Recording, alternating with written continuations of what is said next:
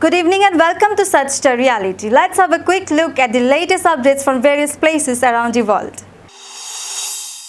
A fire hit Copenhagen's old stock exchange on Tuesday, one of the Danish capital's most iconic buildings, engulfing its spire, which collapsed onto the roof. There were no reports of injuries. Live video from local media showed people carrying large paintings away from the building to save them from the flames. The historic building, whose spire was shaped like the tails of 4 dragons intertwined, had been under renovation when the fire broke out. The Dutch Renaissance-style building no longer houses the Danish Stock Exchange but serves as headquarters for the Danish Chamber of Commerce.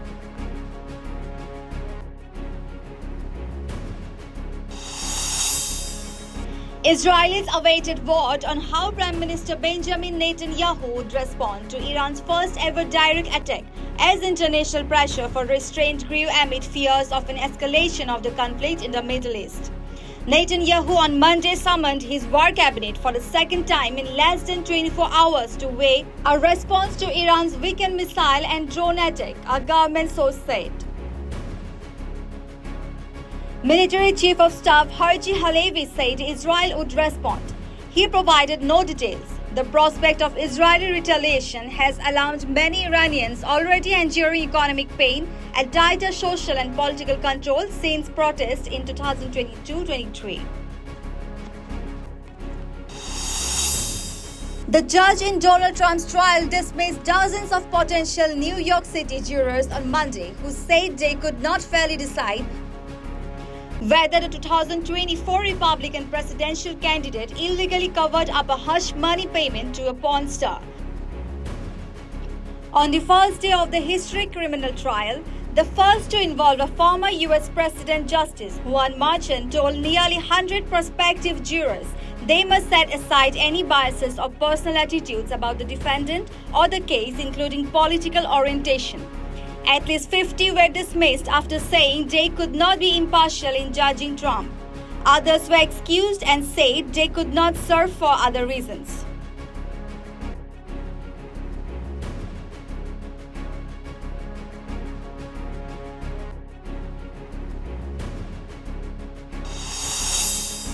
Myanmar resistance fighters burned a flag used by the military government. They raised a banner at a newly captured army base as a senior rebel commander vowed they would hold the strategic area near the Thai border. The celebrations by fighters linked to the armed ethnic Karen National Union came less than a week after the capture of Mayawati, a key trading town on Thailand's western border. Mayawati's fall marked another battlefield loss for the powerful military regime that seized control in 2021 from an elected government led by Nobel laureate Aung San Suu Kyi, who remains in detention.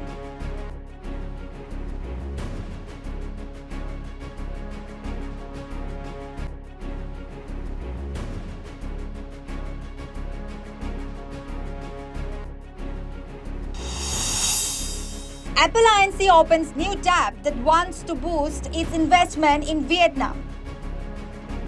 State media quoted the U.S. tech giant CEO Tim Cook as saying in Hanoi on Tuesday, a day after the U.S. company said it wanted to increase spending on suppliers in the Southeast Asian nation. Vietnam is already a key manufacturing hub for Apple, and Cook was speaking while meeting Vietnamese Prime Minister Pham Minh Chinh, state media reported. Vietnam will set up a working group to support Apple's investment, Chinh told Cook during the meeting, according to state media. Its spending has already reached some 400 trillion dong and has created some 2 lakh jobs, the statement added.